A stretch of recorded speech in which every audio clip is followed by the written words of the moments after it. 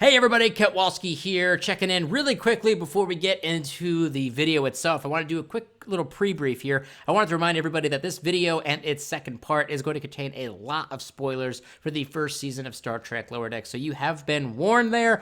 Also, did want to go ahead and mention that because of the logistics and the scheduling and all stuff like that, that unfortunately we were only able to do an audio interview with Mike McMahan this time around, but just wanted to let everybody know that it's still a fantastic interview. We get into a lot of really great discussions, but kind of treat this as a bit of a podcast, put it up on the background there. I'll have a little bit of a slideshow and kind of some visualizations for those who really want to stare at the screen, but I would treat it kind of as like a podcast, just listen in on some of the really great interview questions / discussions, because that's kind of what it is, a bit of a hybrid of an interview / discussion thing. We get through a lot of really great topics, so just kind of have it on in the background and kind of enjoy listening to it. For those of you that maybe want to know the more specific information, I did my best to put up some timestamps up down below in the description and in the pinned comment for you to kind of jump around to the different topics we kind of get into together. And, again, this is the first part of a two-part video. Both of them are equally just as long, so it's a very, very long, but very, very good, great conversation. Got a lot of fantastic insight and kind of information in regards to the creation and the production of Star Trek Lower Decks and Mike McMahan's kind of perspective on Star Trek as a whole, and some little bits of tidbit news about Star Trek Lower Decks Season 2. So, be on the lookout for some of that stuff down there in the pinned, comment for the timestamps and stuff like that. And I hope that you guys enjoy. Hey everybody, this is Ketwolski here, coming together with another hashtag Lower Decks review / discussion videos. But today this one's going to be a little bit different because I'm not here just talking to a camera with just my cats in the room. I am actually joined by someone who some of you guys may or may not know. I know him, and I think some of you probably do know him, and it is the amazing, the talented, the fantastic creator of Star Trek Lower Decks, Mike McMahan. Mike, how are you doing tonight?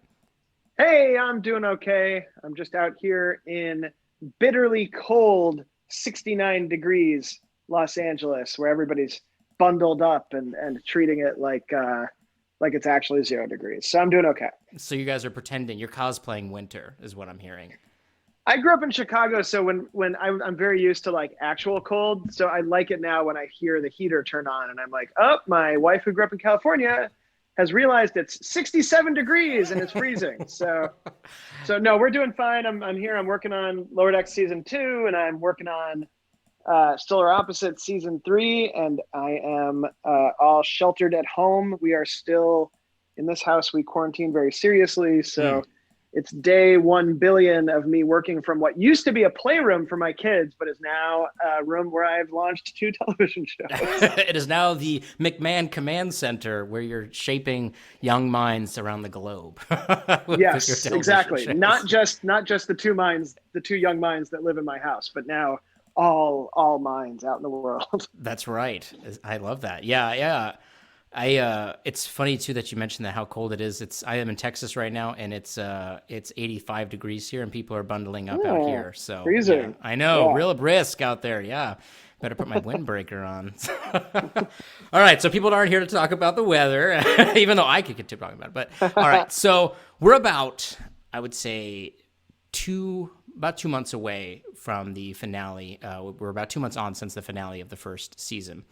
Looking back on it all, how do you feel now about the show's successes, any failures, or really just its now new place inside of Star Trek canon? I mean, I couldn't be happier. I've worked on a bunch of first season shows, and it's really tough. In the first season, you're setting up the premise, you're writing all the stories for the first time. And usually when you're doing that, you're doing it in a vacuum. You're not doing it in an atmosphere of having all these other movies and shows and work, books and guides and schematics and blueprints and RPG guides and comic books, like Right. There's so much existing stuff for Star Trek, except for the one thing that we did. I guess there's still room for like a cool CG sort of like kids show and some other stuff, but like, in fact, there's a lot of room for stuff, but we were doing something that hadn't been done, and we were doing it for an audience that wasn't asking for it, except for me and my pals who all wanted this. My group of friends that love Star Trek, we're all comedy writers, and we all love Star Trek as much as non-comedy writers do. But the way we talk about Star Trek is the way we talk about everything else that makes us laugh. And so, you know, when the season came out, like each episode coming out and then seeing people's responses to it, it was fascinating to see people kind of slowly get to understand and accept and like the show as it was going. Like, I think at first it was interesting watching people be like, what is this? Who are these people? What is this show? What do they think they're doing? They're ruining it. They're ruining everything. They're ruining what I thought I didn't. What is this thing that I didn't expect? You know. And when I make TV, like I don't make TV that holds your hand very much. Like the way I like to make TV, especially right now, where it's like you can pause and go back and you can play it as many times as you want. You don't need to like wait for it to air again. Like when we were growing up watching Star Trek, like you can, if you finish an episode, you can pop back and watch it again. Right. So I like to write stuff that's really dense, that has a million things happening, both visually and a million stories and a million emotional stories. But I also like to do it so that in a way that you're rewarded by going back if you feel like it, or you get the general gist if you've watched it once. You know, you still feel satisfied when you've watched it, but that you can kind of dig into it. And that's sort of how the season goes too. Like when you watch the finale, if you immediately go back and watch the premiere episode, you'll see all these things echoed in the finale that you when you saw it in the premiere episode, you may not have remembered it, you know, by the time you got to it. So, you know, it was fascinating to watch people be experiencing this, because as a writer's room and as a creator, like we were building this episode to episode as well, you know, and you see a lot of people saying like, oh, why didn't you do episodes like 8, 9, and 10 as 1, 2, and 3? And that's kind of like, to me, it's kind of like, well, you very much can't do that. If you do that, then if you do 8, 9, and 10, which are like, you know, 8 being our kind of examination of what it means to have no context in a trial. Yeah. We'll get into that one. Yeah. And then 9 being a movie episode, and then a holodeck episode, and then 10 being this kind of big, kind of cool, classic Star Trek feeling, action heavy episode with a big reveal of characters and stuff like that. That if you did those first, it's like, you know, it would be like if you went to a fireworks show and you did the big explosive, you know, finale first, and then the rest of the show was like pop, fizz, you know, like you can't start with your biggest thing. You have to culminate to that stuff. And also on top of that, you know, when you're writing a first season of a television show, you don't start with the stuff that's bending the rules and breaking it. You know, you want to meet the characters and see what the normal world is before you put them into a holodeck movie crazy parody episode. Right. So to me, the more people who are like, wow, the end of that season really is where it figures itself out, is really where it lands. To me, translated, that means that people understood the show. Like we got them to a place where in the beginning of the season, they were like, what is this? Why does this exist?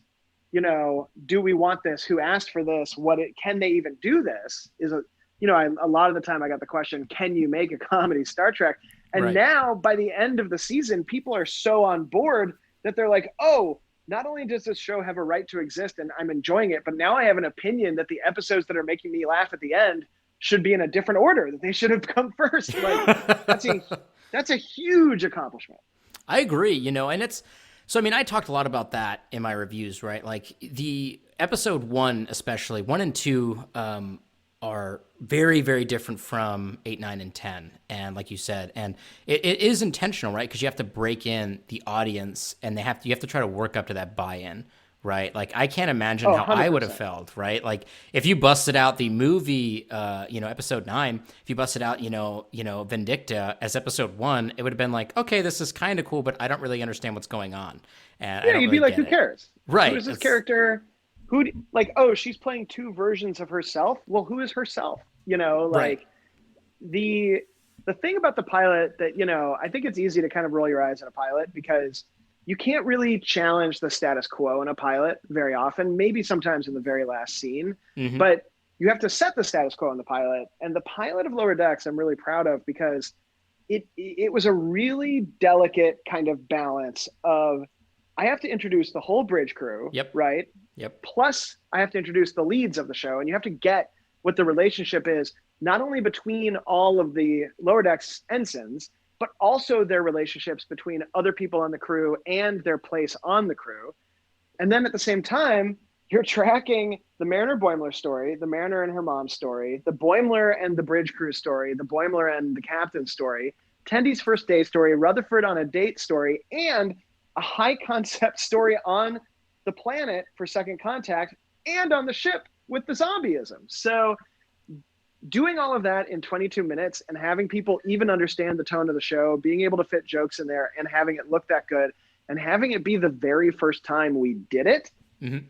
And then moving on to episode 2, where we're like on a planet and episode 1 is almost like a tour of the show and a tour of the characters. Episode 2 is like a tour of what is this show going to do with Klingons? What is it going to do with Ferengi? What is the Lower Decks version of these aliens that exist in other Star Treks that, what is our version of it? And just getting it all done in the first 2 episodes so that in the 3rd episode, we can start to explore a little bit and see, what are things that we haven't seen yet and go on from there. Yeah. I mean, that's why. So like when I was, kind of reviewing the episodes and then I would talk to people in my real life, about the show, I would always tell people, don't stop after the first episode. You got to watch the second one because, especially for Trekkies, because the first episode, like you said, is kind of like that, kind of just like this walking tour. And there's a lot going on. I would say it's probably the kind of the craziest episode in terms of all of those moving plot threads, like you just said. It is a lot going on because you have to do so much in 22 minutes. But the second episode, like you said, like really starts to showcase, okay, we've identified who our characters are. We've kind of set this comedic tone, and this is what this universe is kind of like here within the realm of Lower Decks. And then you do kind of a much more smaller scale story, which is just dealing with the Klingon character and the Ferengi, which just kind of continues to just grow the natural relationships between the Lower Decks crew. But like you said, also introduces us to all of these alien races. And it was actually really smart to do the is it Tolgana 4? Is that what I'm thinking of? Yep. Is that the place? Yeah, you got it. There. Woo, yeah, nailed it. And it was smart to do like the different districts because it allowed you to showcase all of these different races in a way that made sense and that didn't feel forced because it was like walking around. It reminded me of like Epcot. I don't know if you've ever been to Epcot at Disney or whatever. 100%. Yeah, that's what it reminded me of. Yeah, it is a little bit like, again, growing up in Chicago with like O'Hare Airport, like I wanted like a place that felt like it made sense in Star Trek that you would have these little areas, and even in Chicago, there's lots of different, like, different parts of the city are all split up by kind of different parts of the world. And getting to do that in episode 2 was great. I think though that the real premise of the show, the real heart of the show lives in 2 moments of episode 2. And it's the tone of when Rutherford is switching jobs and it keeps seeming like people are going to be mad at him, but then they keep supporting him. Like that's just so Starfleet, which I love. Like it just was such a great bit that bit works in almost no shows. Like it might work. I think the other show that is competing to be the most Starfleet at heart show that's out there right now is the show Ted Lasso. I don't know if you've seen it. I have not. No. Oh my God. It is so freaking Starfleet while having nothing to do with Star Trek, but it is because it's all coming from a place of support and joy and ethical, perfection. But seeing that with Rutherford in this show, and then also the speech that Boimler gives might be one of my favorite things in the entire season, where he's tearing up and he's in the alley and he's like Peter Parker when Peter Parker is going to toss out his Spider-Man suit in the trash can when he gives analogy. it up. Yeah. And he's like, I should just go and leave Starfleet and go work on a research asteroid and then get eaten by bugs and nobody knows. He's going to know that I'm dead until another team shows up and they piece together what happened to me based on my final shaky video logs. And it's like his self-awareness of so many episodes of TOS and how that's his definition of throwing in the towel. Like that little speech and the way that Jack Quaid performs it was just such a guiding light for me on what makes me laugh about getting to write these characters and especially these Lower Decks officers. Like that's really what started to crystallize for me, like when I get to have the kind of most fun in this show. So you talked a bit about earlier, you talked about 8, 9, and 10 kind of being this thing. And I know you and I talked a bit about 8, and I want to get into 8 here in a second because I feel like I feel like for me, that was the most, as you said, like the most definitive moments for you kind of with the show were in episode 2. For me, episode 8, the entire construct of episode 8 really solidified the show for me. But 8, 9, and 10 were very different in their structure from the previous 7, and from my perspective it felt very much like the only like thing that I ever pointed out at any of the episodes that is sometimes it felt like the other characters didn't have a lot to do, which is that's fine, like TNG, not every character was featured in every episode. Sometimes they were, sometimes they weren't. There's like not it's not like a crazy thing. There's a precedence there, and I get that. It's just 8, 9, and 10, all of the lower decks team, and for the most part the bridge crew, always had something to do and contribute very heavily to the story. Are we going to see more of that in future? Like, is it going to be kind of more of that in the second season, or are we going to kind of do a mix of that, or what are you thinking there in regards to that? I think that it's interesting because you kind of backed into that question of, 8, 9, and 10, 8 and 9 are really similar in that they're both variations. They're both kind of meta. Right? Mm-hmm. Yeah. Like 1 through 7 and 10 all have the structure of there's a sci-fi thing happening that's affecting the bridge crew, but we're also following an A story with the lower deckers, a B story with the lower deckers, and then a C runner with somebody on the bridge crew, right? Yeah. So we do see that a lot second season. We're juggling these stories where there's emotional stories, A stories and B stories for our lower deckers, and we're seeing, kind of big sci-fi things that's affecting the whole ship. We do keep mixing it up. I think that I'm not sure how many episodes we actually do that with second season, but that's kind of our baseline. Like, if we have an episode where there's a cool sci-fi thing and we're following 2 distinct kind of personal emotional stories with our lower deckers, and we're getting some fun stuff with the bridge crew, like, that's a full lower decks episode to me. And you need a certain amount of that to then say, hey, let's do a episode that is like a trial episode where all of our characters are standing in the middle of the room the whole episode. You know what I mean? Yeah. Like, you kind of have to for that to feel fun, for that to feel like a departure, you kind of need the sort of standard Star Trek formulaic episodes that still get to be fun and have kind of departures within them.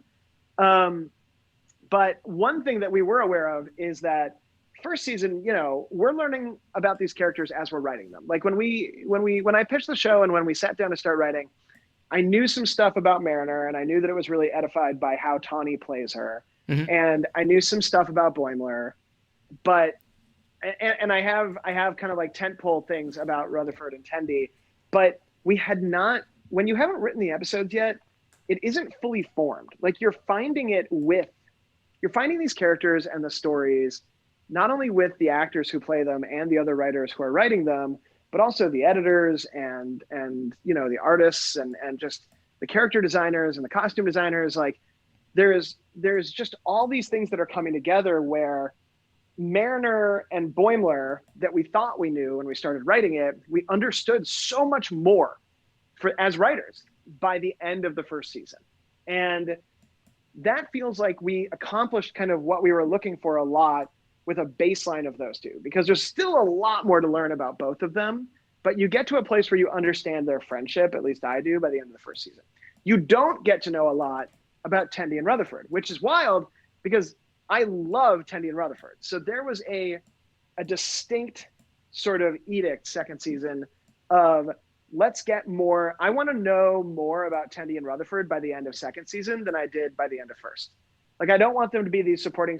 I don't want them to be kind of like Kramer, like, I don't want them to be supporting Mariner and Boimler. I want it to feel like it's almost 4 leads as opposed to kind of 2 leads and then 2 sidekicks in a way. Yeah. Now, they, Tendi and Rutherford do get some fun stuff first season. Like, I really like them. Obviously, in 8, I think they get really funny stuff. Oh, yeah. And I also really like them in the episode where they're on the Vancouver in that episode. That's really fun to see them geeking out. The T-88s. I know, yeah. Oh, the T-88s. They love that purple stripe. It's so good.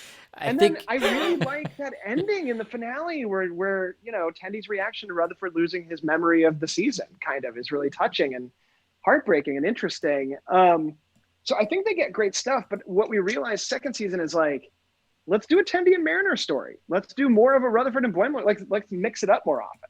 And so yeah. you find that more, like, I don't want to get into specifics, but I find, having now written all of second season, there's a lot less of it's Mariner and Boimler, it's Tendi and Rutherford. It's more often it's the four of them together, or it's different mixes. Maybe it's three of them, maybe it's this or it's that.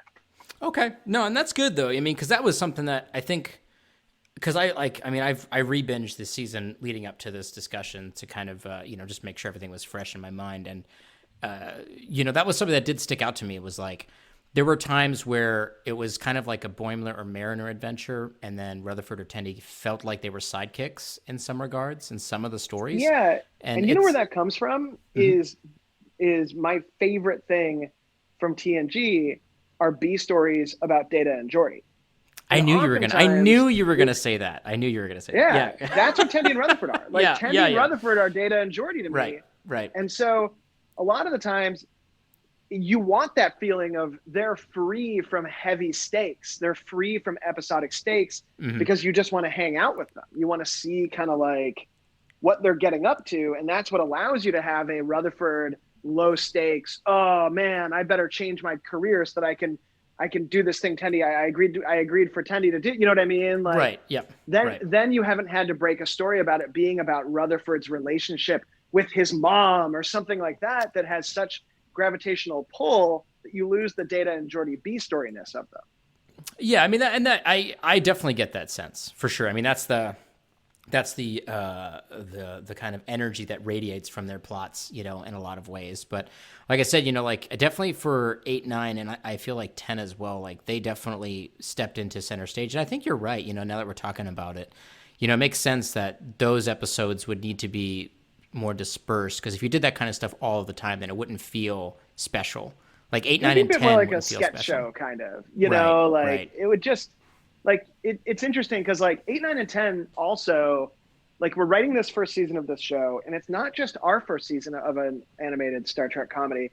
It's also the first season of a Star Trek animated comedy for Secret Hideout, for the Roddenberrys, for CBS. Right. Like all of these, like we were all kind of, those like ships that go into the Arctic that can like break the ice in front of them. Like, yeah, right. We were all kind of doing that together. And so a lot of this is kind of like, first season, it's like you have the introduction to the ship episode, and then you have the introduction to all the aliens on the planet episode. And then in that episode, the Rutherford getting to go and see all the different departments on the ship is another kind of tour in a way. And then you see like the classic TOS Crystals episode, where you also get Mariner thrown down with Ransom a little bit, and then after that you get that great the Tendi kind of ascension, which is like one of our more kind of like, for lack of a better phrase, Rick and Morty kind of like episodes with the ironic, violent ascension at the end of it. Oh yeah, that was very good. Yeah, with the space. It's so funny, and it's great because it's Mariner and her mom paired up for most of it too, and that's another interesting kind of look into the ship, And so you have those episodes, and every time one of those kind of quote unquote standard episodes of Lower Decks is happening, right? Not only are the writers and the crew understanding the world of the show more, but so are all the executives, and so are all the producers, and so are all the actors, right? So then we've pitched so many episodes of the show that, like, once you get up to episode 7, and everybody by episode 7 has like a baseline understanding of the show.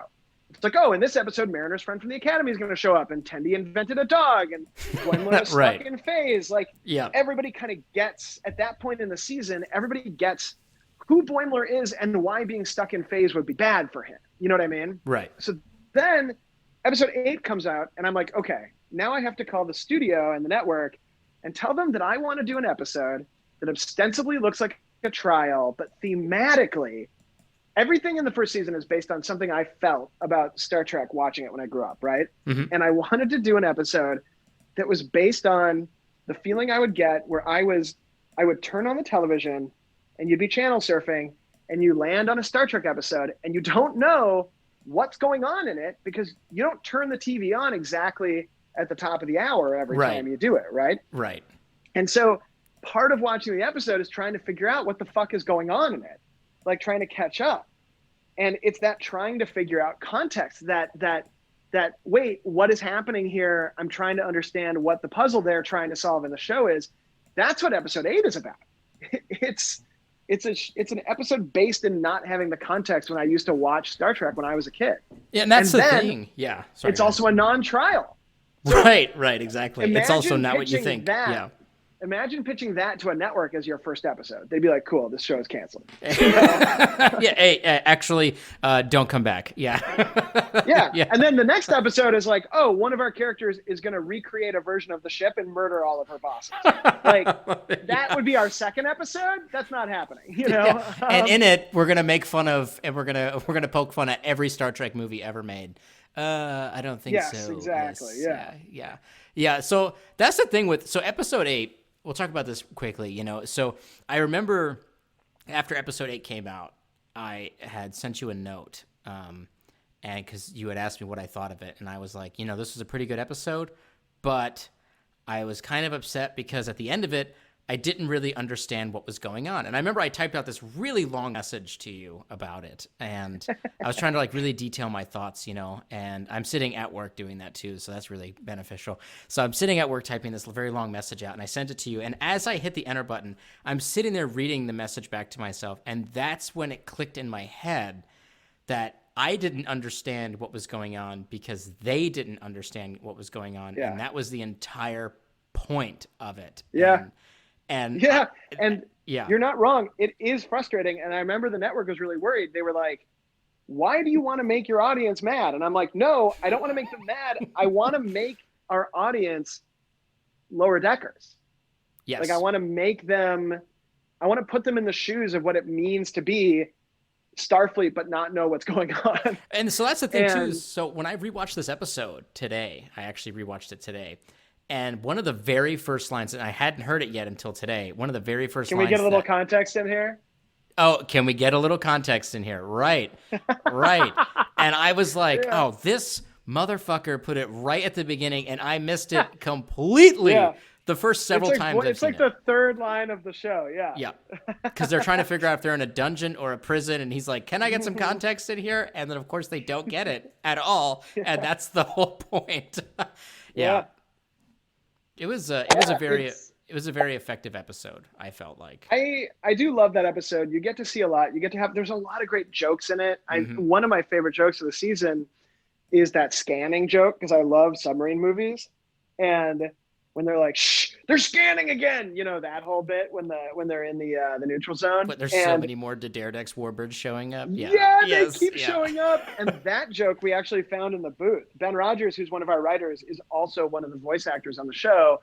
And when we were recording with him, we were like, wait, just keep going. See how long you can keep this going. And it just kept getting funnier as he kept going. So like that whole sequence used to be just a blip, a moment, and it grew into this ludicrous long sequence. So I had a blast in that episode. I love that episode. Yeah, I mean, it had my favorite line in the whole season, to be honest, which is when the two Romulan guards are walking in the hallway, and he's like, you know who I hate? Remans. Oh, they're the worst. Like that's all they talk about all day. They talk about just shitting on Remans. Yeah, and the one thing that Romulans and Vulcans can agree on. Just how much they hate Remans. Oh, so good. I love that. Yeah, that was good shit. I like that quite a bit. So, all right. So, I'm going to shift gears here. So, kind of when you were getting ready to, the show was getting ready to come out, I remember when the first trailer dropped, it definitely got, well, I'll say for lack of a better term, it got review bombed for sure. People were attacking the trailer. I remember that very distinctly on YouTube. And Trekkies, as a Trekkie, know that we can be a fickle bunch. I think that the phrase is nobody hates Star Trek more than Star Trek fans, I think is probably the common phrase that people throw around. Oftentimes that can be true. But were you concerned at all leading up to the show's premiere and kind of during their production and leading up to the premiere? Were you concerned at all about the show just not clicking well within the fandom? Were you concerned that it would just kind of fall flat, or where was your kind of headspace at leading up to the first episode?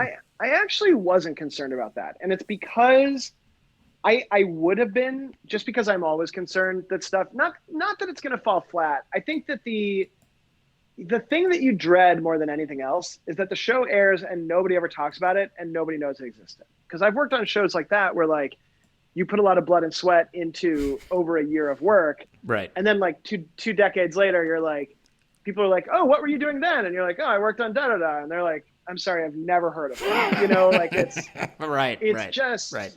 And then so what actually like that was a little bit more of my worry was are people even gonna realize this exists? You know, like because I love the characters so much and I was really proud of what we had done. Like I loved the look of the show and I just like I didn't know if it was gonna universally be liked or if it was even gonna have a strong fan base because it was something that was so new. And I also like not only does it sometimes take people seasons to get to like a Star Trek show or for a Star Trek show to get to be good, which is what somebody's yelling at their podcast right now.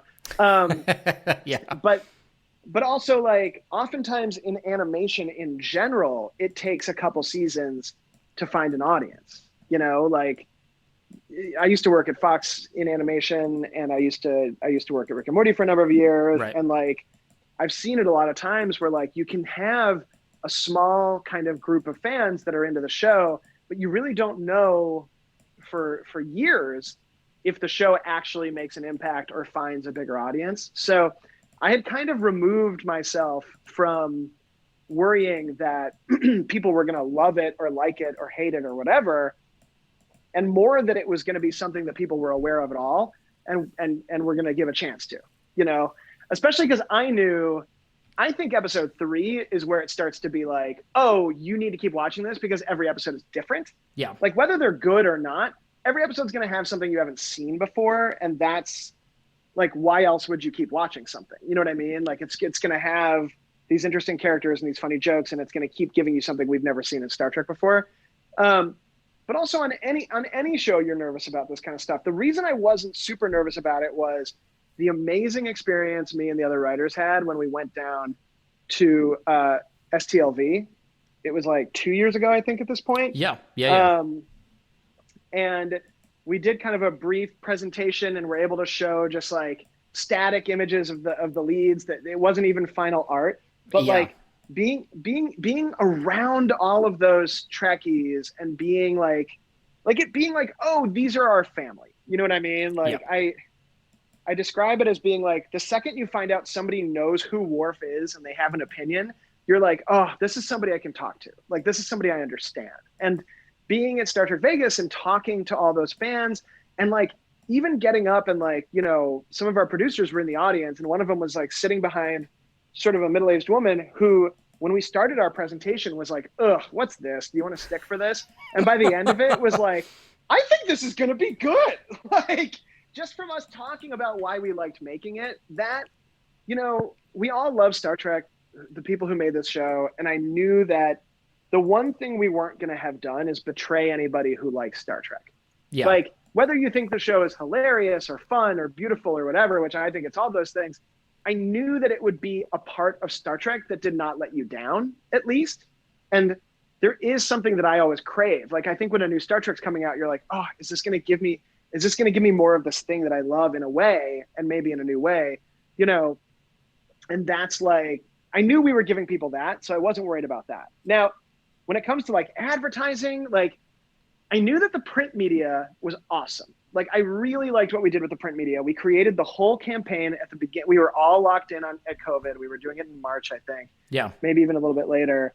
And definitely a little bit later. Like we were deep into COVID before we even started looking at the different proofs and stuff. And that's when we were talking about, oh, let's put fold lines in this so that it looks physical. So it has like, even though everybody's going to be seeing it digital because we're all trapped inside, it'll feel like you're looking at it in an old theater you used to go to, you know? Or like it came folded up in a VHS you bought or any of that kind of stuff. And then let's take design cues from all of other Star Trek. And it was a really big deal to me that when we were coming up with the print media campaign, that we weren't playing the print media for laughs, that we were letting the character designs and like their expressions impart that they're having fun, that this is going to be a fun show, but that all the other design cue and all the other language of the visuals of these posters that we put out 2. One of the Cerritos and one of the it's kind of like the hero shot of the show you can see on All Access, that those look like they could be for a Star Trek movie or just any new Star Trek drama. You know what I mean? Like, oh yeah, the poster's not trying to make you laugh.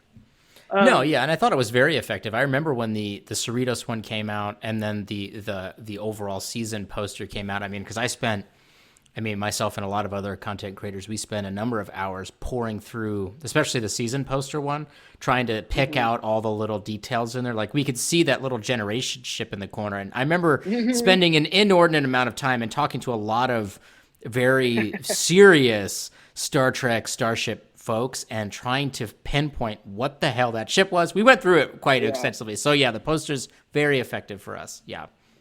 Well, I mean, I love to hear that because I love it too. I think the colors are beautiful. Like, we drove around town, actually, me and my son, who was 5 at the time. And like, we went around and saw billboards that were up around town. And it was just like, oh my God, it's real. Like, this is so cool. Yeah. And then the trailer was the hardest thing, because the trailer on any show is the hardest thing. Because the first thing you have to do is be like, okay, this thing that I've been spending a year nailing down the exact timing and the tone, we're going to cherry pick all these moments from it, put a different score over it, and like, it's going to feel trailery. And nobody would watch a show called The Trailer Show.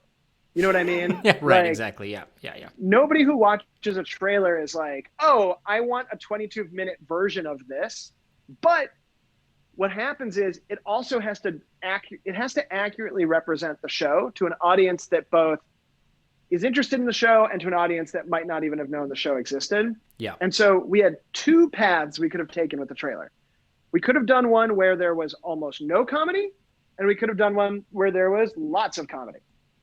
And at the end of the day, the one with almost no comedy that was kind of more sedate just didn't feel like the show. Like, kind of both misrepresent the show in a little bit of a way. Yeah. But like, if you watched one with almost no comedy and then you turned this show on, I didn't want anybody to start watching the show and be like, why the fuck are there jokes in this Star Trek show? You know? Right. So then instead you kind of make a deal with the other devil, which is the devil that takes the jokes out of context and makes the show seem like it's going to be like a violent sex fest that doesn't understand what Star Trek is because it's a trailer. You know what I mean? Right. So, no, and that's exactly, I think that's kind of what happened. And you're right to say, like, right, you don't really you're stuck between a rock and a hard place, because you have to make this a 30 or 60 second clip show of the show and try to get it across to people. But I remember watching the trailer for the first time and seeing, like, one of the bigger moments of the trailer was like the conversation between Mariner and Boimler in the hallway right at the beginning of the pilot, and then a lot of it was pilot episode stuff, and like Boimler getting suckled by that beast on the planet. We hadn't finished a lot of the show in that trailer. That explains the pilot footage. We were working with we held off as long as we could. Yeah. And that's the thing is, like, I remember seeing it, and I want to talk about this too, because I remember seeing when the show was originally announced, everybody was referring to it as a Rick and Morty-esque show, obviously just because of your association to Rick and Morty. And then when the trailer came out, people were saying, yep, this is exactly what I knew it. It's going to be this raunchy, ridiculous, over-the-top Rick and Morty show. This is just Rick and Morty and Star Trek. They're stealing it from everybody, all these things. Obviously, now that we've seen the season, that's clearly not the case. So what was your kind of feelings about that leading up to the show? Because they did the same thing with Solar Opposites, which I also watched, and it's more closer to Rick and Morty than Lower Decks is, but it's also very much not Rick and Morty. Yeah, I mean, I worked on Rick and Morty for 6 years. I love Rick and Morty. Part of me wanted to say, guys, if you were getting a Rick and Morty of Star Trek, then thank your lucky stars, because Rick and Morty fucking rules. Yeah, what's the fucking problem with Rick and Morty? Yeah, suddenly now that's a fucking problem, but yeah, anyways. But that being said, like, I never wanted to make him, like, Rick and Morty to me is a really, really, it's really Dan Harmon. Like, it's a lot of Harmon, it's a lot of Justin Roiland, and, I work with Justin on Solar Opposites as well, but Solar Opposites is really like, it's kind of me fucking around and breaking television in a way. Mm-hmm. Like, sometimes it feels a little Rick and Morty just because I spent a lot of time writing Rick and Morty, but Solar Opposites is like, assumes you've seen TV and sets stuff up and then fucking just does whatever the fuck it wants. Yeah. And is a lot of the time Solar Opposites is just seeing if we can get Hulu to say we can't do that. And then they never do. And we're stuck with an episode where we're like, should we have done that? But then Lower Decks, you know, it's always funny because like there's a group of people who think like there's a hacky way to make Lower Decks. Like doing an episode that is in the world of a protagonist, but then seeing that world from another character's point of view is a very, very old idea, you know? Yeah. Like it's something that you've heard about, like before people started saying, well, what about a show that takes place on the Death Star, you know, like, which is an idea we've all heard a million times from the point of view of the troops. Like, right. Like there is, and then, you know, red shirts, like there's like always people were like, let's do a thing about red shirts where it's like the red shirts are always dying. And like the thing that Lower Decks could have been was kind of like that, was like a little bit more of a cynical take on it. Yeah. And my pitch on it was, even though this is a comedy, the Lower Decks officers, even though they don't have as much experience, there can't be anybody that serves on a Starfleet ship that isn't at least amazing at Starfleet stuff and believes in the vision of Starfleet, like kind of believes in the Roddenberry vision of it all. Like there's no fuck up dumbass there's no Morty or Jerry on a Starfleet ship. Right. So then, you know, we had to find other comedic ways that characters could be flawed. And a lot of that is in the enthusiasm, but the lack of context or the lack of experience, but also in this generational thing of like, you know, like in politics or like in we're seeing in the world right now, that like you have good people that think there's better ways to do stuff. And that's kind of what Mariner is. You know, and she's just stuck in a system and wants to right. participate in it, but has some backstory that you guys haven't learned yet that, you know, kind of crystallizes why she is the way she is. And then you have Boimler, who so desperately wants to be in the system that he fears ever going away from the stuff that he's learned. But because of his propinquity to Mariner, he is learning the hard way that the best way to be a part of a system is to break it and fix it and make it better, even though that's just not in his bones, you know? Right. Gosh, I've gone so off the rails now. No, you're fine. I was actually going to say, no, it's okay. I was actually going to say too, like that actually, the effectiveness of the Lower Decks team is actually, I think, really exemplified in a very small sequence that happens, and I forget the name of the episode, but you'll know it immediately, where they have Boimler's, you know, his cadet friend that is on the ship with them, and he connects that, you know, isolinear chip core thing to his brain like a crazy person. Oh, the episode with Fletcher, with Dark Barclay? Fletcher. Yeah. Yes, Fletcher. Yeah, so... Yeah, Terminal Provocations. Yeah, that was another tough one because I was like, is Dark Barclay going to work? Because I loved, what I loved for that episode was like, oh, here's a fuck up that these guys work with. Yes. Who has lied to them, stolen, endangered the ship, but he asks them for help. He asked them for forgiveness, and they're so fucking Starfleet that even though they shouldn't, they're like, yes, we will help you. We can fix this. You are good at your core. And then he betrays them again. Yes, a second time. Gets him again. Because I think Barclay is a fascinating character. I love, you know. Well, because Barclay is us. Barclay is regular human beings. Well, he's us if we created weird fuck dolls on the holodeck, which I don't know if I. Well, I mean, other than the weird where whatever the hell it is that he's fucking doing on the holodeck, but he's was kind of like. It's like he's a surrogate for not perfection. Right. He's a surrogate for an average person in Starfleet that maybe isn't the fucking best. That's in a way, Enterprise. Even more so, he humanized the rest of the crew. Like when the bridge crew accidentally refers to him as Broccoli, that's humanizing them.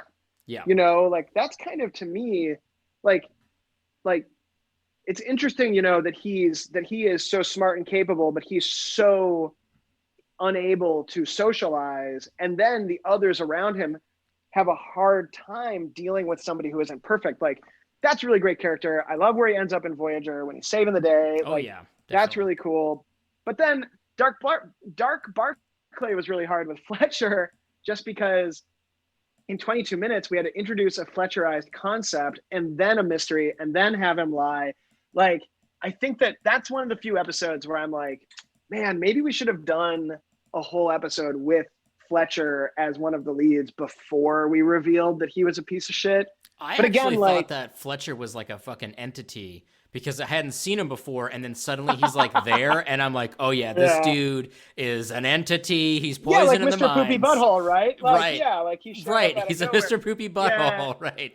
We put him in the background. Like another thing I wanted to do a lot is see a lot of characters in the background that then become bigger characters. Like you see Fletcher, you see Jet. What's with fucking Towel Guy? What's the deal with that? That guy just loves being clean. Sometimes you gotta take this, you gotta get this deep, clean sonic shower.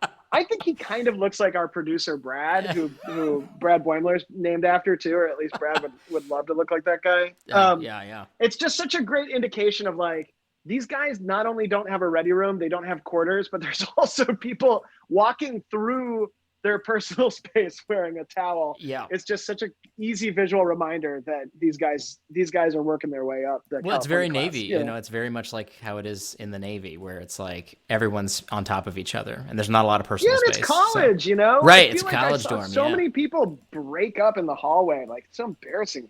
Break up outside, you guys. I'm trying to do my studying, okay? Trying to eat my noodles, all right? Get the hell out of here. I'm trying to be high and play Mario Kart again. Yeah, that's right. Yeah. You're killing my buzz. Yeah, do you need to be breaking up in the hallway? So, talking about Wazaki zany characters, I want to quickly touch on probably the zaniest of characters in the show, and that's Badgy. Oh, Badgy. Yes. So, that was, I feel like I got it immediately, and I thought it was... I think people either really love that character a lot and it kind of became like a meme unto itself, or people really were kind of turned off by the violence that was there. What did were you nervous at all about Badgy? I wasn't nervous about Badgy until the week before he aired. Okay. And then I started to learn that I was I thought that the Boimler being out of phase and going onto the ship where they're referring to themselves as freaks and stuff, that I thought that was a home run, and there were a lot of people that just didn't feel like that was Starfleet. And I think we all define it in different ways. Mm-hmm. The Badgy, I was like, this is going to be a home run. He's so funny. It's so ludicrous. Jack McBrayer is a genius. Yes. It passes all of the things that I need for something to feel Lower Decks. It's rooted in something from TNG, but it's a different expression of it. It's Moriarty. Absolutely. Yes, it's Moriarty for Lower Decks. The beginning of it, you're like, wait, can this exist in Star Trek? And you're like, well, yeah, there was Moriarty. And it's like, okay, well, now it's in Lower Decks, so it's got to be a cartoon. Right. What is a cartoon's expression of the same area? Yep. And where can we go with it? Yeah. And this is a show for adults, right? And we're on the holodeck, so it's cartoon violence. If you go back, Badgy doesn't do anything that Itchy and Scratchy don't do. But because he is in a show with a Roddenberry name on it, you know what I mean? It's very jarring. Now, is it as bad as when those bugs, exploded and there were heads exploding in TNG? Probably not as bad as that. But at the same time, did we want that more in Star Trek? Now, part of the reason Badgy had to be so violent, that is, if we didn't have the violence, I was worried that it would be a story with no stakes. It would be a cartoon badge threatening violence, but you wouldn't have an example of it. Every good horror movie, you need to see a guy get ripped apart by the monster or the murderer in the opening so that you know what your protagonists are looking down the barrel of. Yeah. So if you don't have Badgy rip a holodeck, a malfunctioning holodeck Bajoran in a Bajoran marketplace in half, you don't know why Tendy's afraid of him, in a way. So that's kind of why the violence had to be there. It actually used to be much gorier when we pulled it back, because I was like, okay, there was a line that we crossed at some point. There's also an interesting thing with Badgy is I wanted it to feel very cartoony, and that's probably why it feels like more of one of our Rick and Morty kind of things that maybe move the needle towards a little bit more of an Adult Swim, Family Guy kind of vibe, just because it was not a human character and it wasn't an alien character. It was a cartoon character in a way. And then something that I was probably too clever by half was that I was on this real kick of if they ever reference anything in our show, it should be something that was from the 90s, because we're kind of doing a TNG thing. Mm-hmm. So you couldn't reference Taylor Swift in Lower Decks, because even though Taylor Swift exists on our timeline before Lower Decks would, Taylor Swift was not popular when they were making TNG, which is the fictional era of which we are playing. Yeah. Like, it just wouldn't feel right to me. Yeah, it would be weird. But Clippy from the Microsoft, from Word, was a thing from that era or around there. Oh, yeah. Which is why I thought Badgy worked so well, is it's like going back to the 90s and taking a 90s style joke and putting it in a show that you make today. Now, I think that was a reach. I think what ended up people felt like was, are we supposed to be impressed with a Clippy joke? Isn't this kind of been done in the 90s? And the answer was supposedly, yeah, that's the point. But if people are saying that instead of enjoying it, like, it just means that it was probably not exactly the right decision. But guess what? I love how we use Badgy in the finale. Yes. I love how Jack McBrayer plays him. Like, I grew up watching Jack McBrayer at Second City in Chicago, like, live. And I feel a kindred spirit. Like, I just love his performances. And I love that Rutherford moment of, like, it's something that, you know, we've all gotten mad at our computer or, like, thrown a controller or whatever. Like, Rutherford has a love affair with technology and design, and he gets frustrated, and it was a good expression of that. So, you know, in the end, I'm glad some people love Badgy. I totally get why some people bump on Badgy, but, you know, I'm just trying to make a good show, okay? Get off my back, guys. Gosh. It's not that we didn't think it out. It's just, you know. I actually think that the Clippy shit, I think, was very effective, because in all of the discussions that I had about the character with other people online and stuff like that, people got the reference to the Clippy thing. And I felt like the Clippy thing, even though it was a bit of a 90s thing, but it was like a late 90s, early 2000s construct of the Clippy thing. But because it's in that kind of era and we're kind of far removed from that here in 2020, it kind of, like, the nostalgia attachment to Clippy gets shoved further into the 90s than probably it needs to be. And I felt like it was effective because, like, if you had busted out like a Taylor Swift or a Jay-Z reference or something like that, it may not have felt as appropriate. Because even though, that is technically the history, because they're in our future, quote unquote, but it wouldn't have felt kind of why right. Beastie Boys works in a way. You know what I mean? Right. Is like, and there's also, I don't know, I've kind of backed off on the era in which they made TNG as the one we have to be the most careful about. You know, like, I think now we're more confident in Lower Decks as an era in which it stands, and we can, because, like, there's even, like, you know, you'll see little references to stuff in Lower Decks, like, physically, where, like, you know, people do, like, physical movements from modern movies that you see. And like, there was a big design push for, like, I wanted everything to be LCARs. I wanted to use acoudigrams. I wanted to use all that stuff with a lot of pads, but I wanted them to treat pads like iPads and iPhones. Like, I wanted them to swipe and not need 15 pads every time. And I wanted them to be able to take a picture with a pad as if there was a little camera on the back, and, you know, do these things that are, like, natural for us, you know, just it's just helpful for them to be able to do that stuff. So, like, none of that stuff existed in the 90s, but it felt very right to have on Lower Decks. Which, honestly, now that you say that, I mean, I remember there's actually that episode where, episode 10, where one of the other crew members takes a selfie with Mariner in the hallway, and she does it with her pad, and she's like, don't put that up on there. She almost says, like, a social media thing, but she doesn't actually say the name of it. Just don't log that. I better not see you post that on the whatever. And I didn't even actually pick up on that, the fact that they had the cameras, because I think it's because it's just so naturally ingrained in our society now that, of course, they would have cameras. It would be weird if they didn't. I mean, we only have, I mean, an iPad is a pad, right? And like, phones are a little version, like, our communicators. I still remember when cell phones were getting everywhere, and I still thought it was crazy to see people walking into a party and looking at their phone and thinking in my head that they're scanning to see if the atmosphere is breathable in here, because it still looked so Star Trek. Right. And so, like, in Lower Decks, like, utilizing all of that stuff, but giving them kind of natural sort of modern usages of it just feels right. Like, that's how good Star Trek has always been at predicting that stuff. Yeah, no, absolutely. One of the other things that obviously happened, and I know you've talked exhaustively about the reveal of the Titan, which I will forever, and I can speak on that behalf of all Trekkies in the universe forevermore. Thank you so much for fucking finally making that alpha canon. It's been long overdue, so thank you for that. But I felt like There was a sufficient number of references to Picard and the Enterprise and the Titan throughout the entire series where I had already kind of theorized that we were going to get kind of a big cameo at the end, and I felt like there was a significant indication it could go either way. Was there ever a discussion of bringing in Sir Patrick to do a cameo for the first season at all? No, it's almost like, even though I have my own Star Trek show, like I still can't imagine being able to work with Sir Patrick in a way. And I I think that.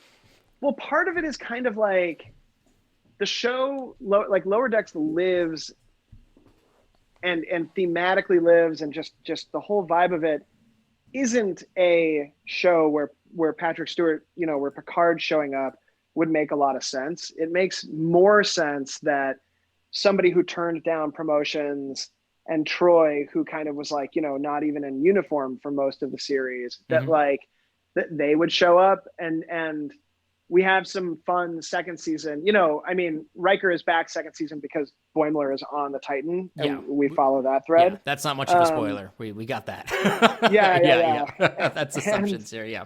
And if you want to see, like, I'm a big fan of Farscape as well, and I think that they do stuff narratively with their leads, like taking them away from the main ship for extended periods of time, which I think is really fascinating, and having real consequence. But, partially, I knew I wanted Riker and the Titan. You know what I mean? Yeah. Like I knew, like I am such a huge fan of Frakes. Like I've said many times, I have a cat that is named William T. Riker.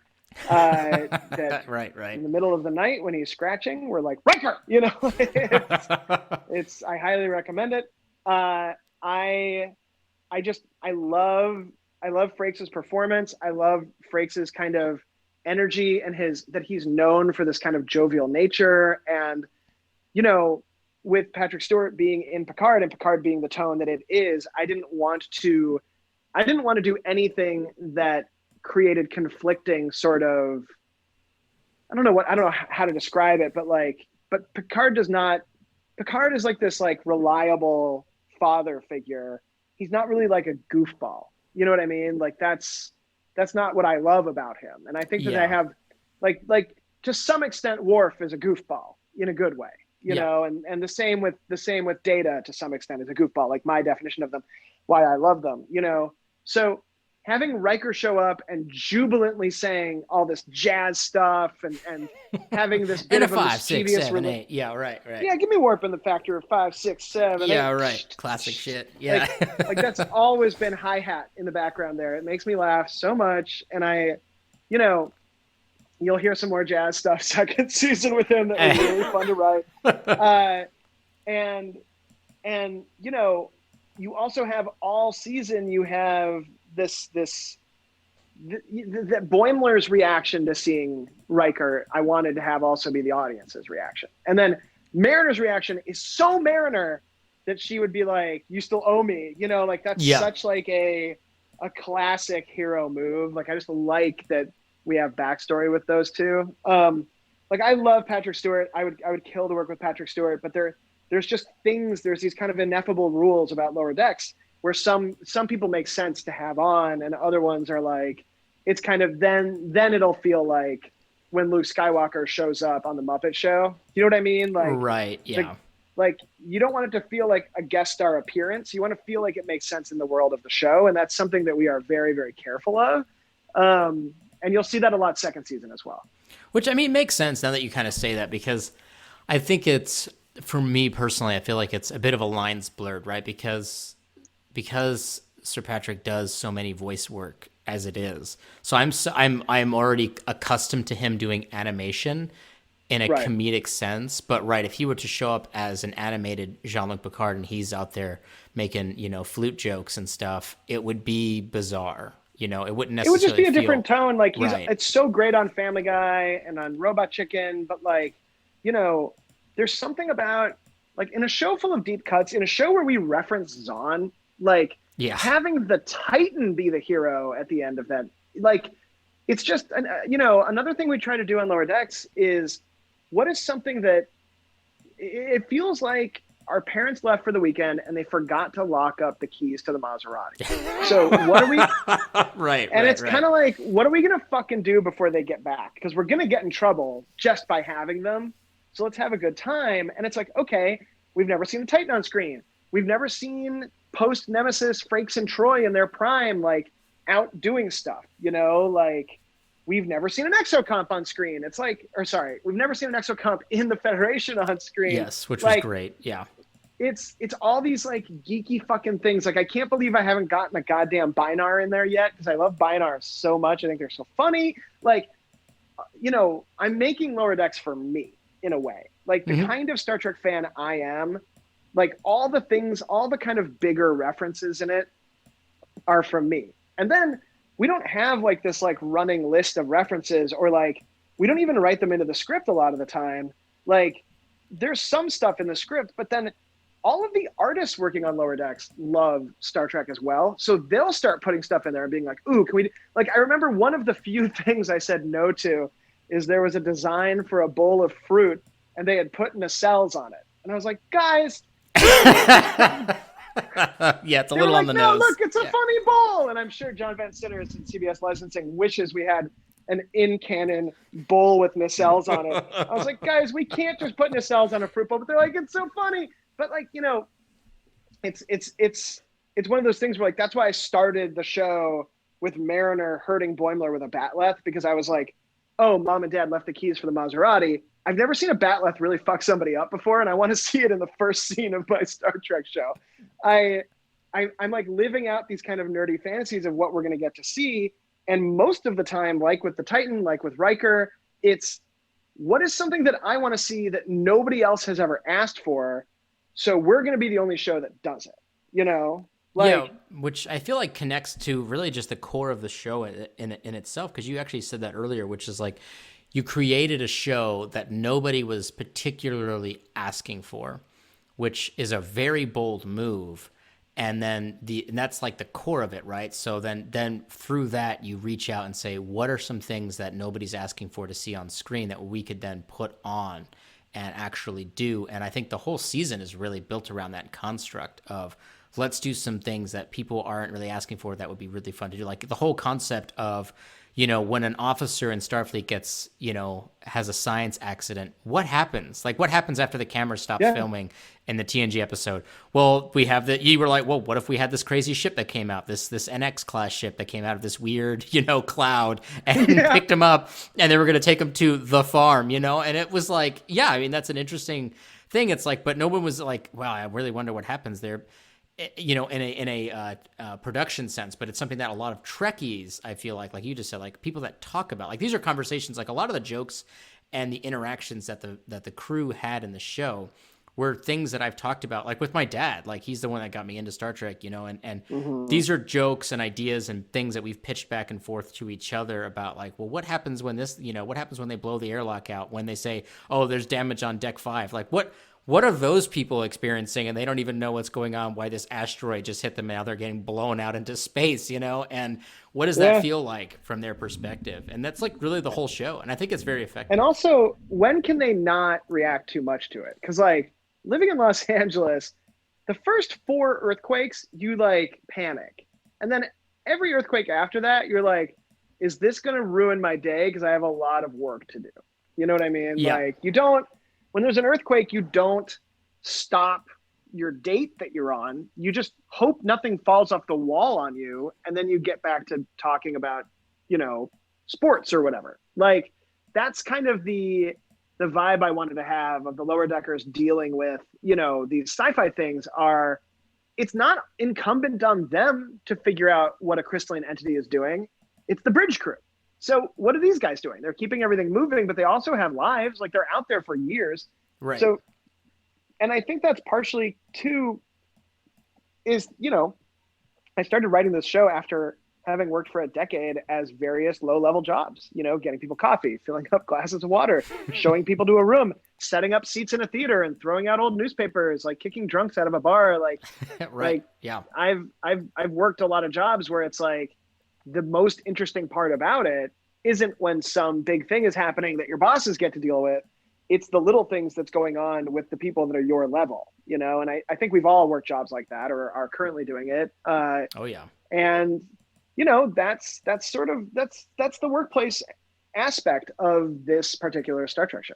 And I feel like, I feel like that was solidified right at the pilot episode, right at the end, where it's Rutherford and Tendi at the bar, and they're just having that conversation, and everyone's acting like it's totally cool now. The zombie apocalypse has been avoided, and they're just back to drinking, and then she's like, does that kind of thing happen here all the time? And he's like, yeah, I mean, yeah. Anyways, what about that date? Yeah. And it's like, oh, well, I'll tell you, it didn't work because she didn't want to do that level 2 diagnostic with me, and it's like, they just move on. And it's very, I love that moment. Yeah. And it solidifies that attitude, which I felt like wasn't verbalized in TNG. TNG is very known. I mean, this, like they have that soft reset from episode to episode for the most part. Sure. And the fact that you solidified that in the very first episode, that even though you were very clear that it was a love letter to TNG and this is kind of like, that's what you're going for, but solidifying that construct, I felt like it was very impactful and good. Like I felt like good about it because then I knew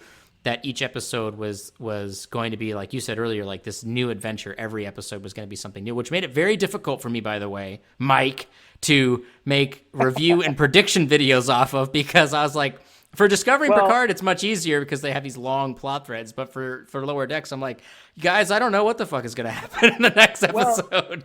Well, what's funny too is that the part of me is like, I love making shows where the audience not only doesn't know what's going to happen next episode, but that you don't know, you can't, like, I think that once you can predict what's going to happen in an episode, you start to zone out. Like you stop sort of leaning forward, and you don't want it to just be chaotic and random, but you do want it to go to places thematically you don't expect, like the guy ascending and not in the end, not liking the ascension.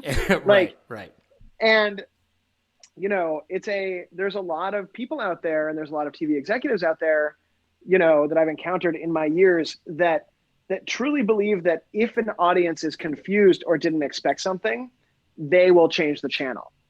And I really think that if an audience is predicting something, they will quote unquote change the channel. I mean, nobody's changing a channel right now because you have to log into CBS All Access and click on our show to watch it. It's just a very different, that's why it's also like, we don't give a lot of breathing room we only have 22 minutes because animation is so expensive per minute. I see a lot of people not understanding. They're like, it's on CBS All Access. Why doesn't the show run 5 minutes long? And it's because the price tag per second of animation is so expensive that we run out of budget to be able to make the show any longer. Right. But that it really is a goal of mine, like of making any television show, whether it's Rick and Morty, Solar Opposites, or Lower Decks, that you don't know what you're going to get when you turn it on, and you go back and watch it over and over again. Like that feels like the best comic books in a way. Like I love comic books too. And I love going back and rereading comics and remembering, or like a really great movie, like going back and remembering the first time you saw Wrath of Khan and having those feelings again of being surprised. Even after how something goes, a little part of you relives that little burst of surprise every time you watch it.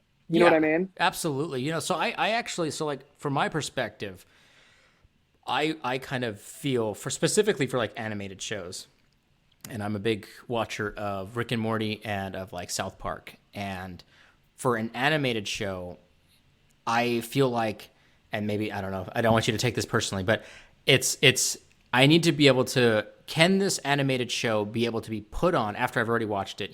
Can I do work on my computer and have this show off in the corner playing in the background and be good background noise, and also be something that I can kind of look at and kind of pick it up and then look back, that's how I market that, which I think Lower Decks is.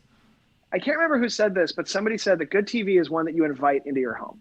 Like you go to a movie to be challenged, and you turn on television when the family is gathering, or when you need something to help you escape, or when you need something that you are bringing into your living room, not that you're paying to go and witness like a Coliseum bear fight, or some kind of adjudication geode. I don't know. Yes. It's a special constitutional crystal we use to smush our criminals. But I do really agree with you. Like, I think that TNG especially, and Voyager as well, and Enterprise actually, are all really good. Put them on in the background while I'm writing. Put them on in the background while I'm cooking.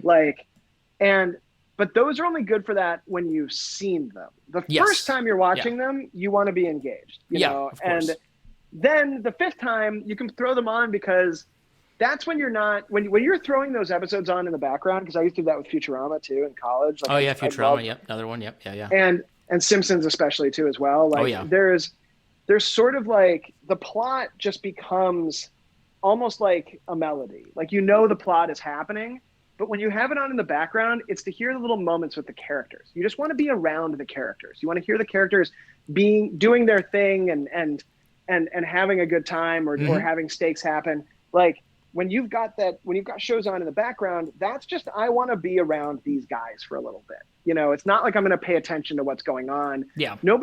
When they're cooking, nobody puts an episode on to then go, no way, that act break was dope. You know what I mean? Yeah. I'm trying to be around these guys. Yeah.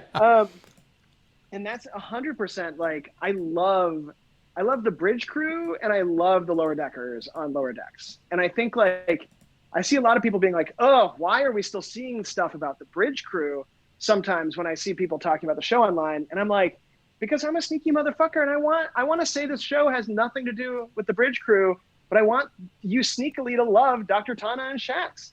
I mean, rest in peace, but like... I don't... listen, I don't... There's no way you're going to convince me that motherfucker's dead. I don't believe it for a second, but... Because you don't see who the new head of security is yet. I think it's going to be Shax's brother, and it's just going to be the exact same character. All right. You already told me you were out of the Lower Decks prediction game, so it'll be interesting to hear. Yeah, you're right. It'll be interesting to hear you say you don't know. Just one more thing that I'm going to get fucking wrong. Thank you.